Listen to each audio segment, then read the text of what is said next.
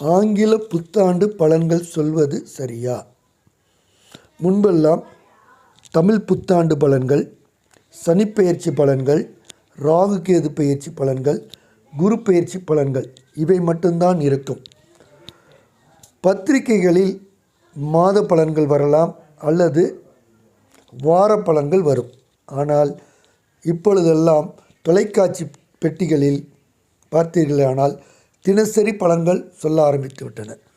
இவை அனைத்துமே பொது பலன் என்பது ஜோதிடர்களுக்கும் தெரியும், பார்க்கின்ற வியூவர்ஸுக்கும் தெரியும். இருந்தாலும் பார்க்கின்றோம். இது பொது பலன்தான், தாராளமாக சொல்லலாம்.